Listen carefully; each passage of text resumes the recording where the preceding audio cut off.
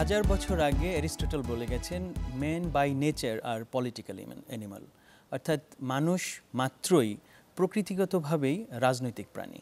আমরা যেখানেই অবস্থান করি, যে পেশাতেই থাকি না কেন, আমাদের কিন্তু কোনো না কোনো রাজনৈতিক বিশ্বাস থাকে। কিন্তু আমার রাজনৈতিক বিশ্বাস যখন আমার পেশাদারিত্বের উপরে স্থান পায়, তখন আমরা যে কাজের জন্য নিযুক্ত হই সেখানে আমাদের বিরাট রকম একটি ব্যত্যয় ঘটে এবং আমাদের কাজটি আমরা সঠিকভাবে না করে রাজনৈতিক স্বার্থ হাসিলে ব্যবহৃত হই। এই ঘটনা বাংলাদেশে আমরা সাম্প্রতিককালে দেখেছি। বিভিন্ন পেশায় নিযুক্ত মানুষ তাদের রাজনৈতিক পরিচয় ব্যবহার করে ব্যক্তিস্বার্থ হাসিল করেছেন এবং চিকিৎসা ক্ষেত্রে যখন এই বিষয়টি ঘটেছে, তখন আমাদের দেশের সাধারণ মানুষ এবং দেশ বঞ্চিত হয়েছে চিকিৎসকদের সেবা থেকে। আজ আমরা আলাপ করব চিকিৎসকদের রাজনীতি বনাম পেশাদারিত্ব এই বিষয়টা কথা বলার জন্য আমরা দুজন বিশেষজ্ঞ যুক্ত করছি আলোচনায়। স্টুডিওতে আমাদের সাথে উপস্থিত আছেন অধ্যাপক ডাক্তার রশিদি মাহবুব। তিনি জাতীয় কমিটির চেয়ারম্যান স্বাস্থ্য অধিকার আন্দোলন এবং তিনি সাবেক সভাপতি বাংলাদেশ মেডিকেল অ্যাসোসিয়েশন বিএমএ। অধ্যাপক ডাক্তার রশিদি মাহবুব, স্বাগত আমাদের অনুষ্ঠানে। আমাদের সাথে অনলাইনে যুক্ত হচ্ছেন ডক্টর তৌফিক জোয়ারদার। তিনি জনস্বাস্থ্য ও স্বাস্থ্য ব্যবস্থা বিশেষজ্ঞ, সহযোগী অধ্যাপক global health, national university of Singapore, নাস। ডক্টর তৌফিক জোয়ারদার, স্বাগত আমাদের অনুষ্ঠানে। অনেক ধন্যবাদ আমাকে আমন্ত্রণ জানানোর জন্য। ধন্যবাদ। আমি প্রথমে অধ্যাপক রশিদি মাহবুব আপনার কাছে আসছি যে এই যে আমরা বলছি যে বাংলাদেশে রাজনীতিকরণ যেই ঘটনাটি ঘটেছে প্রায় সকল সেক্টরে এবং সেটি অনেক ফ্রেম বা স্ট্রাকচার গঠনকে ভেঙে দিয়েছে। আমরা স্বাস্থ্য খাতে বিশেষ করে চিকিৎসকদের ভেতরে এই রাজনীতির যে বিষবাষ্পের বিস্তার সেটি কতখানি ব্যাপকভাবে পরিলক্ষিত করেছি এবং তার প্রভাব কি পড়েছে বলে আপনি মনে করেন? প্রথম কথা হচ্ছে যে আপনি প্রথম বলেছেন যে মানুষ মাত্রই রাজনৈতিক ইনস্টিংক্ট থাকবে, কিন্তু চিকিৎসক হিসাবে তার কিন্তু একটা ওথ আছে। সে কিন্তু চিকিৎসাটাই তার মূল ব্যাপার।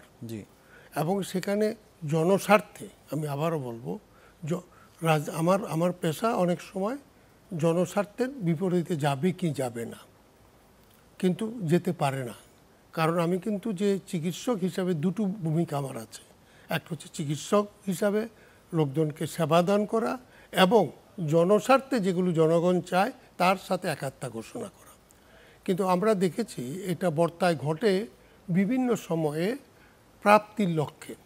কারণ চিকিৎসকরা এখানে হিউম্যান বিংস, প্রাপ্তিটা কিন্তু এখানে ন্যাচারাল ইনস্টিংক্ট চলে আসে। আমি 63 থেকে আজ পর্যন্ত বাংলাদেশ মেডিকেল অ্যাসোসিয়েশনের সাথে ইনভলভ। স্বাধীনতার আগে, স্বাধীনতার পরেও একটা সময় কিন্তু চিকিৎসকরা রাজনীতির সাথে প্রাপ্তির লক্ষ্যে ইনভলভ ছিল না, বরঞ্চ জনপ্রত্যাশা যেটা ছিল তার সাথে ইনভলভ ছিল। কিন্তু রিসেন্টলি ধরেন প্রথম যে গভর্নমেন্ট আসে, কি বলে যে বিএনপি গভর্নমেন্ট, তারা আইসা ডায়াবেটিক তো না, ডক্টরস অ্যাসোসিয়েশন অফ বাংলাদেশ, এটা বদরুদ্দোজা সাহেব প্রতিষ্ঠা করে। তখনও কিন্তু আওয়ামী লীগের কোনো অঙ্গ সংগঠন ছিল না। পরবর্তীকালে কাদরি সাহেবকে প্রেসিডেন্ট করে ওনারও একটা পাল্টা অর্গানাইজেশন করে। তার মানে দুইটা পলিটিক্যাল পার্টি তাদের চিকিৎসক উইং খোলে। আচ্ছা, এই উইং খোলাটা তাদের প্রাপ্তির জন্য হয়তো ঠিক আছে, তাদের সাপোর্ট পাবে, কিন্তু ডাক্তাররা কেন গেল? তাতেও তো যাওয়ার কথা না। তারাও কিন্তু ওখানে নাম লেখাইছে, ওটাতে থাকলে তার প্রাপ্তি হবে। সুতরাং দুটোই কিন্তু আমি মনে করি যে আনহোলি। কারণ চিকিৎসক হিসাবে আপনার রাজনৈতিক ভোট অধিকার, বক্তব্য দেওয়ার সব কিছুই থাকতে পারে, কিন্তু চিকিৎসাতে দলীয়করণ থাকবে না। কিন্তু আমরা দেখেছি যে গত অনেক বছর থেকে 91 থেকে শুরু করে এ পর্যন্ত কিন্তু এই দলীয়করণটা হচ্ছে এবং বৃহত্তর ফর্মে আসছে। আজকা লাস্টলি যেই রিক্রুটমেন্টগুলো হয়েছে, যদি দলীয় না হয় তাইলে কিন্তু তারা কোনো বেটার প্লেসমেন্ট পায়নি। এবং এটার উপযুক্ত উদাহরণ আপনি দিতে পারেন। অনেক চিকিৎসকে আননেসেসারিলি হোল্ড অন করে রাখা হয়েছে একই পোস্টে বহুদিন ধরে, চুক্তিভিত্তিক নিয়োগ দিয়ে অনেক দিন পর্যন্ত রেখে দিয়েছে। এটার কিন্তু সে একই উদ্দেশ্য, সে সক্রিয় কর্মী ওখানকার। তো এইগুলো আমার চিকিৎসকের যেমন এটাতে ইনভলভ হওয়া উচিত না, ঠিক রাজনীতিবিদেরও এটাকে ইনভলভ করে চিকিৎসকদের যে বিভাজন করেছে এবং সেখানে তার দায়বদ্ধতা একটু রাজনীতিবিদ আর দায়বদ্ধতা একটু রুগী, এই দুইটাকে মুখোমুখি দাঁড়ে করিয়েছে। প্রাপ্তির লক্ষ্যে কিন্তু সে রাজনীতির দিকেই যায়, আর যা চিকিৎসার ক্ষেত্রে হয়তো সে এখানে থাকে। এটা আমার মনে হচ্ছে যে কোনো দেশের চিকিৎসা ব্যবস্থাপনায় এর প্রভাব পড়তে বাধ্য। এবং সেটি হয়তো আমরা দেখেছি, আমাদের দেশেও পড়েছে। আমরা আসবো আবার ওই আলোচনায় ক্ষতিকর জায়গাগুলো খুঁজে বের করার জন্য। আমরা আসি ডক্টর তৌফিক জোয়ারদার, আপনি এই প্রজন্মের একজন ডাক্তার এবং আপনার বাংলাদেশে একটি মেডিকেল কলেজে পড়াশোনা করেছেন। দেশের স্বাস্থ্য ব্যবস্থা নিয়ে আপনার অনেক গভীর গবেষণা এবং পর্যবেক্ষণ আছে। এখন আপনি সিঙ্গাপুরে অবস্থান করেছেন, যুক্তরাষ্ট্রে আপনি ছিলেন জনস হপকিন্স ইউনিভার্সিটিতে। এই যে অভিজ্ঞতাগুলো, তার আলোকে বাংলাদেশের আপনি এই যে স্বাস্থ্যের যে রাজনীতিকরণের যে প্রক্রিয়াটা, এটি কেমন দেখেছেন? এবং আমি যদি যুক্তরাষ্ট্রের সাথে খানিকটা একটু তুলনা টানতে বলি আপনাকে, ওখানে আসলে যারা ডাক্তার হন, চিকিৎসক হন অথবা স্বাস্থ্যসেবার সাথে জড়িত থাকেন, তারা কিভাবে তাদের রাজনৈতিক অধিকার চর্চা করেন? ধন্যবাদ মুশতাক। আসলে রশিদ মাহমুদ স্যার অত্যন্ত চমৎকারভাবেই কীরকম হওয়া উচিত এবং কিভাবে তার ব্যত্যয় হয়েছে সেই বিষয়টি তুলে ধরেছেন। যেমনটি হওয়ার কথা ছিল, অর্থাৎ আইডিয়াল সিচুয়েশনে আমরা যে কোনো পেশাজীবী, এটা ডাক্তার বলে কথা নয়, যে কোনো পেশাজীবীদের রিপ্রেজেন্টেশনকে যেভাবে দেখতে চাই, একটা অরাজনৈতিক রূপে দেখতে চাই, সেরকমই একটি ব্যবস্থা আসলে যে দেশগুলোর কথা আপনি বলেছেন সেসব দেশে রয়েছে। মার্কিন যুক্তরাষ্ট্রে আমি আসলে প্র্যাকটিসিং ফিজিশিয়ান ছিলাম না, কিন্তু আমি জনস হপকিন্স হসপিটালের সাথে অ্যাফিলিয়েটেড ছিলাম। সেখানে আমি পিএইচডি করেছি স্কুল অফ পাবলিক হেলথে। সেখানে আমি কখনো আসলে এরকম দলীয় রাজনীতি দেখিনি। আমি যেহেতু হেলথ পলিসি এবং হেলথ সিস্টেমস নিয়ে পড়াশোনা করেছি, আমাকে ডাক্তারদের রাজনীতি খুব গভীরভাবে বুঝতে হয়েছে, পড়াশোনা করতে হয়েছে। বিএম এর যেই বাইলজ আছে, ওদের ওয়েবসাইটে আছে, এখন আছে কিনা জানি না, অনেক আগে ছিল, সেটাও আমি পড়েছি। সেখানে কিন্তু সুস্পষ্টভাবে এই অ্যাসোসিয়েশনের অন্যতম একটা কাজ, অর্থাৎ সায়েন্টিফিক বিষয়গুলোকে তুলে ধরা, অর্থাৎ ডাক্তারদের যে সায়েন্টিফিক একটা চর্চা, সেই বিষয়টি কিন্তু সেখানে আছে ব্যাপকভাবে। কিন্তু আমি নিজেও বিএম এর লাইফ টাইম মেম্বার, আমি খুব আগ্রহ নিয়েই সেটার মেম্বারশিপ হয়েছে, কিন্তু আমার মনে পড়ে না কখনো খুব গভীরভাবে সায়েন্টিফিক কোনো বিষয় নিয়ে সেখানে আলোচনা হতে দেখেছি। হয়তো ভেতরে হয়েও থাকতে পারে, কিন্তু সেভাবে আসলে পত্রপত্রিকায় বা জনপরিসরে সেই আলোচনাগুলো খুব একটা আসেনি। যেটা এসেছে সেটা হচ্ছে যে পদবি বদলি এসব বিষয়ে তাদের যে একটা প্রভাব বলয়, সেই বিষয়গুলো বরং সামনে এসেছে। যেই কারণে এই কথাটি বললাম, আপনার প্রশ্ন ছিল যে আমেরিকান মেডিকেল অ্যাসোসিয়েশনের ভূমিকাটা কিন্তু খুবই সায়েন্টিফিক। তারা মূলত একজন চিকিৎসকের কন্ডাক্ট কি হবে, একজন চিকিৎসক কি কি বিষয় নিয়ে গবেষণা করবেন, গবেষণার প্রায়োরিটি কি হবে, ক্লিনিক্যাল সায়েন্টিস্ট যারা হবে সেখানে কিভাবে তাদের কেপিআইতে, অর্থাৎ কি পারফরমেন্স ইন্ডিকেটরে কিভাবে ক্লিনিক্যাল সায়েন্সকে ইন্টিগ্রেট করা যায় যেটাতে তাদের প্র্যাকটিস ক্ষতিগ্রস্ত না হয়, এই বিষয়গুলো হচ্ছে তাদের আলোচনার বিষয়। অর্থাৎ তাদের চিন্তার বিষয় হচ্ছে কিভাবে একটি পেশাগত গোষ্ঠী হিসেবে ক্লিনিশিয়ানদেরকে, ফিজিশিয়ানদেরকে আরো উৎকর্ষ তাদের সাধন করা যায় পেশাগত জীবনে, সেটা হচ্ছে তাদের আলোচ্য বিষয়। সিঙ্গাপুরে আমি এখন আছি, সিঙ্গাপুরে আসলে এরকম কোনো অ্যাসোসিয়েশনের সুযোগ নেই। ওদের যেই আইন, সেই আইনি কাঠামোতে সেখানে যেটা হয় যে কারো যদি কোনো গ্রিভেন্স থাকে, সে সরাসরি সেটা আসলে সরকারের কাছে ব্যক্ত করতে পারে ব্যক্তিগতভাবে, এবং সেটার আশু সমাধানও আসলে সরকার নিজে থেকেই করে থাকে। আমাদের দেশের জন্য বরং ভালো এক্সাম্পল হচ্ছে শ্রীলঙ্কা বা low and middle income country যেগুলো আছে, তাদের সেখানে যেসব দেশে গভর্নেন্সটা তুলনামূলকভাবে বাংলাদেশের থেকে ভালো, সেসব দেশের উদাহরণগুলো বরং ভালো। সেখানে দেখা যায় যে তাদের যে মেডিকেল অ্যাসোসিয়েশন আছে সেটা কোনো রাজনীতি দ্বারা বিভাজিত নয়। আমি যখন তাদের সাথে কথা বলেছি এবং বলেছি সাচিব এবং ড্যাবের কথা, তারা আশ্চর্য হয়েছে এবং তারা বলেছে যে না, আমাদের দেশেও অ্যাসোসিয়েশন আছে, কিন্তু সেই অ্যাসোসিয়েশন আসলে কোনো রাজনীতি দ্বারা বিভাজিত নয়। তারা কেবলমাত্র তাদের পেশার দিকটাই দেখে। অর্থাৎ কোনো ফিজিশিয়ান শ্রীলঙ্কায় যদি কোনো রকম ক্ষতির সম্মুখীন হন বা কোনো সমস্যার সম্মুখীন হয়, তখন তারা একটা গোষ্ঠীগতভাবে রাজনীতি দ্বারা বিভাজিত হয়ে না, একদম সামষ্টিকভাবে তারা সেই সমস্যাটার সমাধান খোঁজার চেষ্টা করেন তাদের মেডিকেল অ্যাসোসিয়েশনের মাধ্যমে। আমি মনে করি যে এটাই বাংলাদেশের জন্য বরং একটা ভালো উদাহরণ হতে পারে। জি, ধন্যবাদ। অনেক ধন্যবাদ ডক্টর তৌফিক জোয়ারদার। ডক্টর রশিদ মাহবুব, যেহেতু মেডিকেল অ্যাসোসিয়েশনের প্রসঙ্গ এসছে, আপনি বিএমএ, যেটা বাংলাদেশ মেডিকেল অ্যাসোসিয়েশন, তার প্রেসিডেন্ট ছিলেন। এই সংগঠনটি কিন্তু বাংলাদেশের চিকিৎসকদের একমাত্র প্রাতিষ্ঠানিক সংগঠন হওয়ার কথা ছিল। সংগঠনটি এতখানি নিস্তেজ হয়ে গেল কিভাবে? সেখানে কি রাজনীতির প্রভাব বেশি কাজ করেছে? এখানে আপনাকে যদি আমরা ইতিহাসটা দেখি, কারণ এটা কিন্তু 1948 সালে পাকিস্তান মেডিকেল অ্যাসোসিয়েশন ছিল, 72-তে এটা বাংলাদেশ মেডিকেল অ্যাসোসিয়েশন হয়। ইনহেরিটেন্স কিন্তু অনেক আছে। আগে যারা এই কাজটা করত তারা কিন্তু মূলত পলিসি মেকিং কাজটা করত। আচ্ছা, সুতরাং এবং সেটা সুচারুভাবেই তারা করেছে। এটার ঘটনাটা ঘটলো যখন বাংলাদেশ স্বাধীন হলো, বাংলাদেশ মেডিকেল অ্যাসোসিয়েশন ফর্ম হলো, তারপরের থেকেই কিন্তু আস্তে আস্তে এটা পলিসিরাইজড হওয়া শুরু করলো। স্বাধীনতার পরে প্রথম যে কমিটি ফর্ম করে সেখানে কিন্তু ওই একইভাবে পলিটিক্যাল ডাক্তার এটার মধ্যে ঢোকার চেষ্টা করে।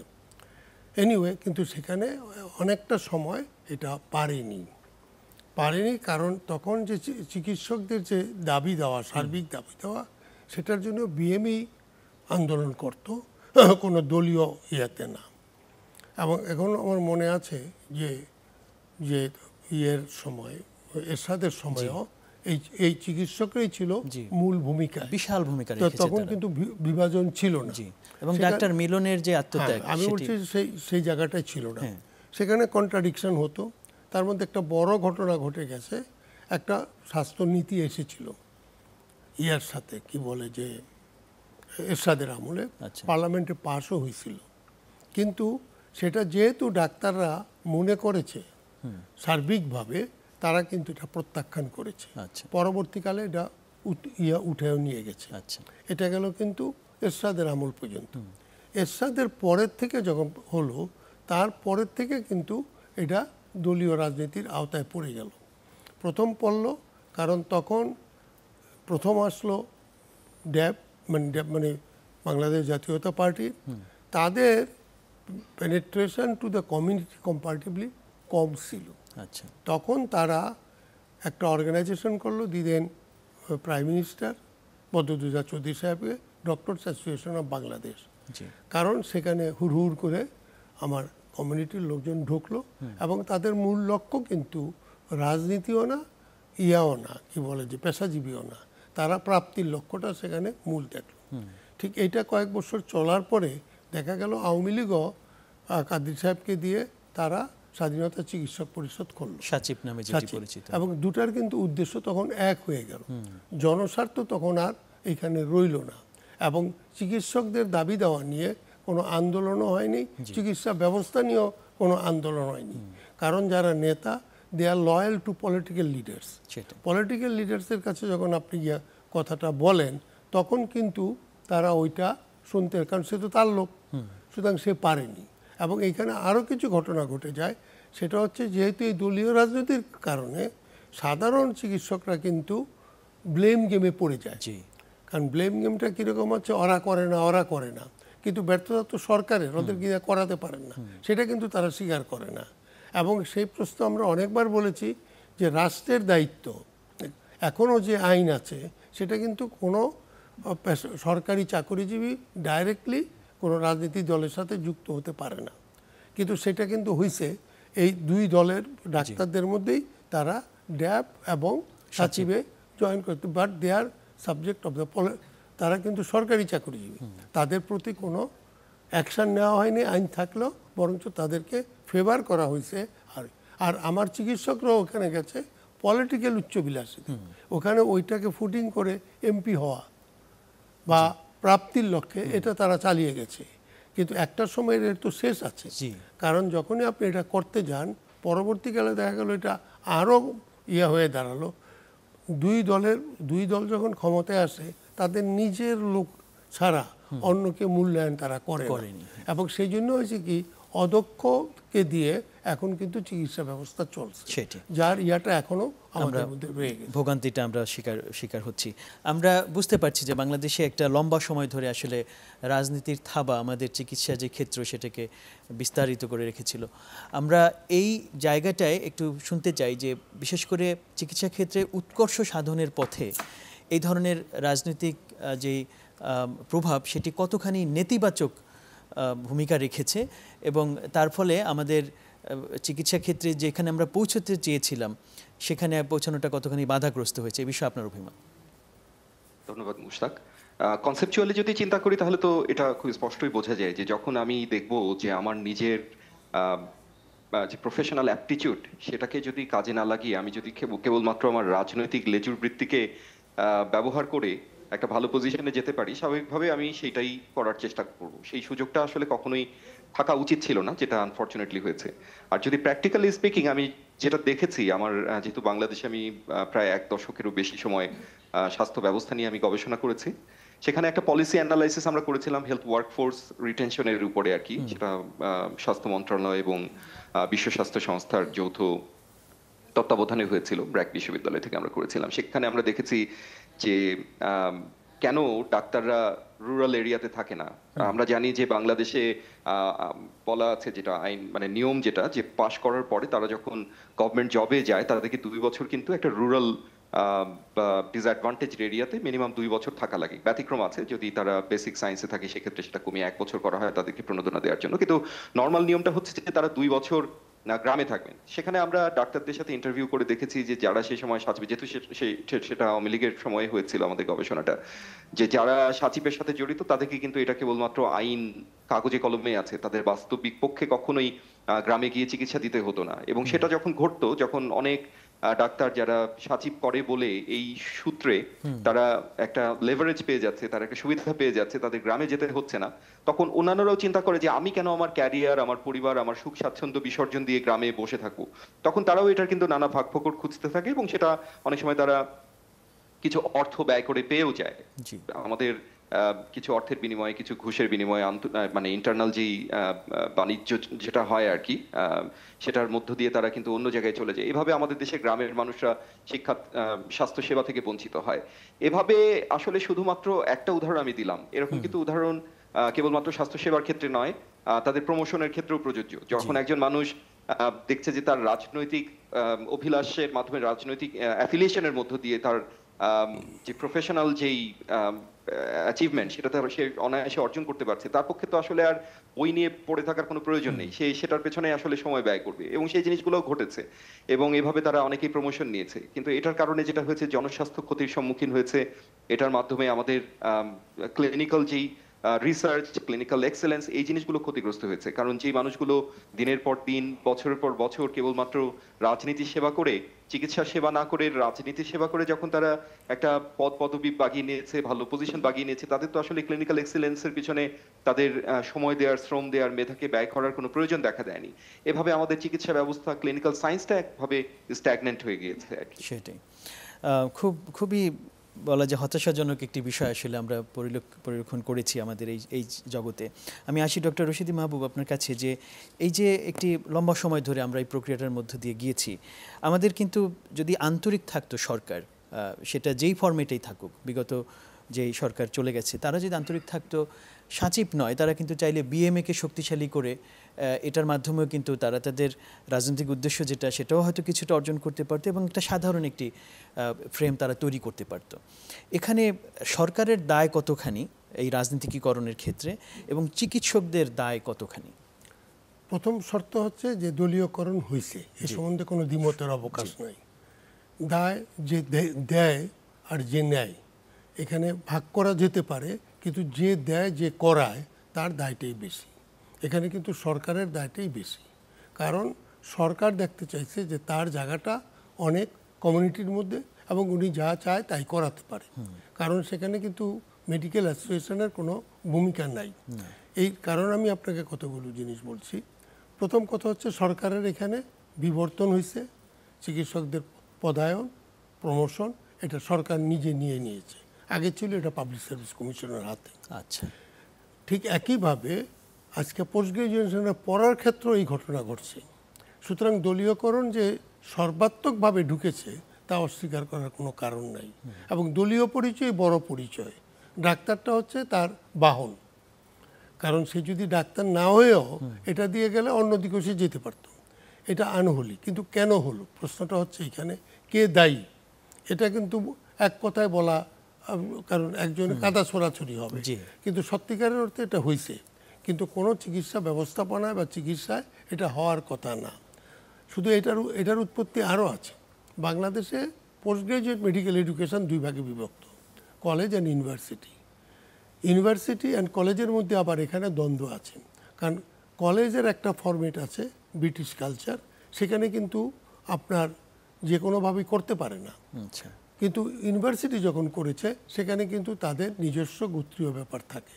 তো সুতরাং শুধু না, পোস্ট গ্রাজুয়েশন, পদায়ন সব জায়গায় থাবাগুলো রয়েছে। আপনি দেখেছেন যখন আমাদের একটাই তো ইউনিভার্সিটি, সেই ইউনিভার্সিটি যখন ভিসি পরিবর্তন হয় তখন সবই পরিবর্তন হয়, এবং সেখানে সাধারণ চিকিৎসকরা কিন্তু ভোগান্তিতে ভোগে। যেটা আপনার 96-এর পরে হলো, 96-এ না, 2001-এর পরে ড্যাবের হাদি ভাই ওখানে হলো, ইউনিভার্সিটি উপাচার্য হলো। উনি দেখা গেল যাওয়ার আগে অনেকগুলো লোককে অ্যাপয়েন্টমেন্ট দিয়ে গেল, বৈধ অবৈধ কোশ্চেন আসে না। কিন্তু পরবর্তীকালে আবার যখন এরা আসলো ওই লোকগুলো সাফারিংস হলো। কারণ এই যে দলীয়করণের যে ফ্রেমটা, ওই ইউনিভার্সিটিকে ওরা আদমজি ফ্যাক্টরি বানাইছে। কারণ উপযুক্ত লোক নিয়ে যে উপযুক্ত কাজ করাবে তার স্কোপটা কিন্তু ওইখানে নাই, এবং ওইখানে দুই দলের মুখামুখি মানামানি আছে। এখন এগুলো সলভ করা কিন্তু কঠিন। সুতরাং প্রথম শর্ত হচ্ছে সরকার যদি চায়, রাষ্ট্র, সরকার বলতে তো আমরা রাষ্ট্রের বুঝি, তারা এগুলো করে, কিন্তু তারা এতে লজ্জিতও না। সবচেয়ে বড় প্রশ্নটা হচ্ছে তারা লজ্জিতও না। তা এখন এই প্রশ্নে আমি আবারও বলবো, দলীয়করণ ইন পেশা এটা কিন্তু আমাদের দেশকে খেয়ে দিয়েছে। অন্য দেশে হয়তো হতে পারে, কিন্তু এত মাত্রায় নয়। এটা সার্বিকতার অবস্থা। আপনি আজকে ডিজি অফিসে যান, সেখানে গিয়ে যে পোস্টিং প্রমোশনগুলো আসে সেখানে কিন্তু একইভাবে আসে। ইভেন থানা health administrator, civil surgeon, deputy director, এগুলো কিন্তু তাদের দলের লোককে বসায় দেয় ভালো পোস্টিংয়ের জন্য। তো এখন এইটা যদি করে তাহলে তো আপনি এটা থেকে মুক্তি পাইতে পারেন না। আচ্ছা, এবং যখন এটা ঘটে তখন ইয়াং ডাক্তারদেরকে প্রলুব্ধ করে ওইখানে যাওয়া। ছাত্র জীবনে রাজনীতি করেছে এখানে, কিন্তু রাজনীতির সাথে যে পেশার একটা ভিন্নতা আছে, কারণ সে কিন্তু ওত নিয়ে সে বলছে যে আমি সবাইকে সমান দেখব, কিন্তু সেখানে কি দেখতে পারছেও না। সুতরাং এই জায়গাটাতে আমি, যদিও রাষ্ট্রের আইনে আছে যে চাকরিজীবীরা দল করতে পারবে না, কিন্তু যে সরকার থাকে সে তো এটা প্যাট্রোনাইজ করে। তো এই যে কনফ্লিক্ট অফ ইয়াগুলি চলে আসছে, অ্যাট এনি কস্ট পেশাজীবীরা পেশার রাজনীতি করবে, জনস্বার্থে পেশার সাথে, মানে জনগণের স্বার্থে তারা যেই কাজটা হওয়া দরকার সেটাই করবে। পেশার উন্নতি এবং বিকাশ যেটা হবে তা করা। বাংলাদেশে এই গ্লোবাল হেলথের ওরা যেটা জানে, আমাদের এখানে রিসার্চটা খুব কম, ইভেন হেলথ সিস্টেম রিসার্চও নাই। আমরা কিন্তু এখন আপনি যখন বলছেন এগুলো রিফর্ম করবেন, কিসের বেসিসে করবেন?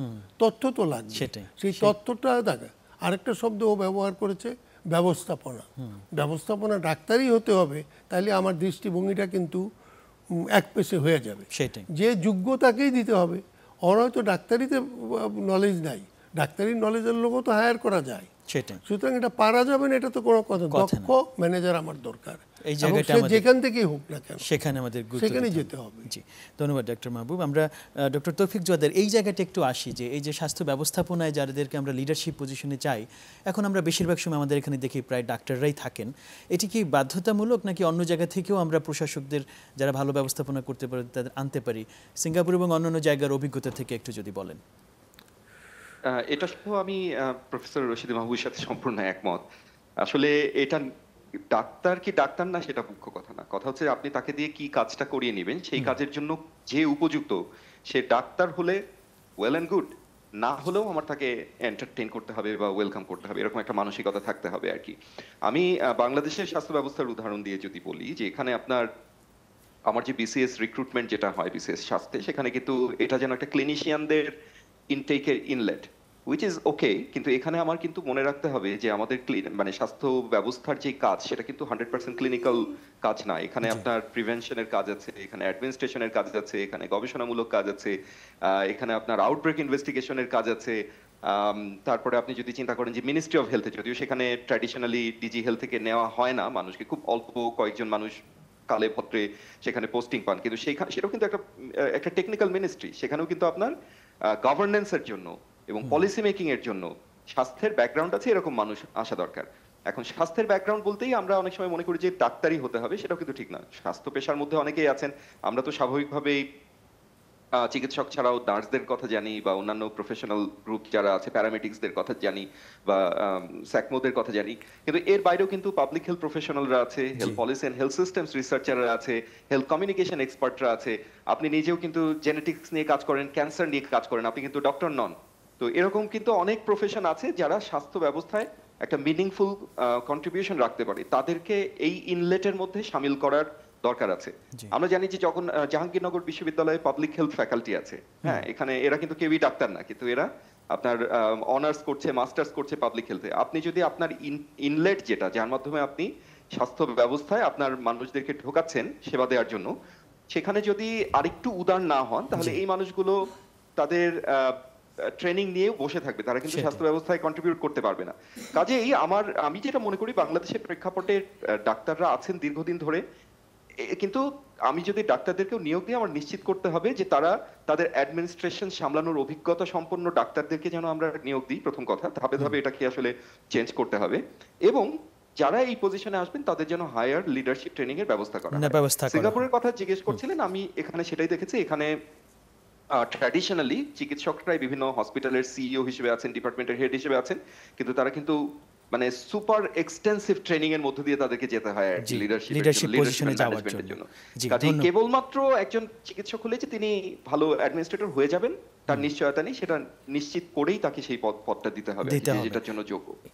তাহলে ডাক্তারদের রাজনৈতিক সচেতনতা সহ কিভাবে তারা এই সেক্টরে ভূমিকা রাখবে? আমি প্রথম শর্ত হচ্ছে, বর্তমানে স্বাস্থ্যটা কিন্তু কেন্দ্রীভূত। জি, কেন্দ্রীভূত হওয়ার জন্য হয় কি একটা সেন্টারই সব কিছু কন্ট্রোল করে, এবং এই একটা সেন্টার যদি আপনি চাবি দেন বা চাবি বন্ধ করেন তাহলে কিন্তু চলে না। তা আমার যেটা ধারণা, যে এত বড় একটা দেশ, এত লোক, ডাক্তারের এমপ্লয়মেন্ট অনেক বড়, আমরা এটা বিকেন্দ্রীয় করি না কেন? কারণ বিকেন্দ্রীয় করতে গেলে আমাদের একটা জিনিসই লাগবে, এই কেন্দ্রগুলোতে যাতে দুর্বৃত্তায়িত না হয়। কিন্তু এখন তো সবটাই দুর্বৃত্তায়িত। সুতরাং আমরা যেটা ধারণা, যে এটা কিন্তু বিভিন্ন সময় সরকারকে বলা হয়েছে যে তোমরা এটা বিকেন্দ্রীকরণ করো। এখানে তিনটা জিনিস আছে।